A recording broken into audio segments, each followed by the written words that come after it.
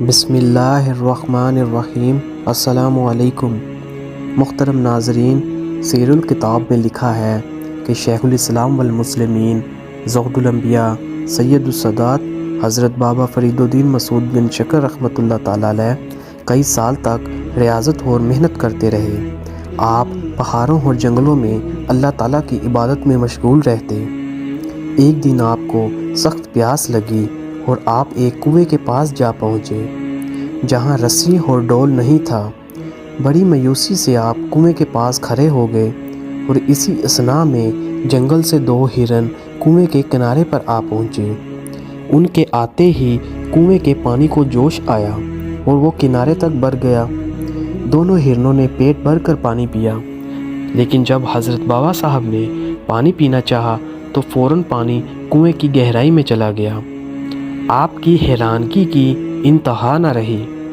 آپ نے آسمان کی طرف منہ کر کے کہا کہ اے اللہ، تو نے ہرنوں کو تو پانی دے دیا اور اپنے بندے کو محروم کر دیا۔ غیب سے آواز آئی، اے فرید، تم تو رسی اور ڈول کو تلاش کر رہے تھے، ہرنوں کو تو صرف خدا پر بھروسہ تھا، اس لیے تم محروم رہے اور ہرن سیراب ہو گئے۔ حضرت بابا فرید الدین گنج شکر یہ بات سنتے ہی بہت پچھتائے اور 40 دن تک پانی نہ پیا اور اسی کنویں میں الٹا لٹک کر 40 دن تک چلہ مکوس کیا۔ جب چلہ پورا کر چکے تو زمین سے ایک مٹھی بھر مٹی اٹھائی تاکہ 40 روز کا روزہ افطار کرے۔ یہ مٹی اس وقت شکر بن گئی۔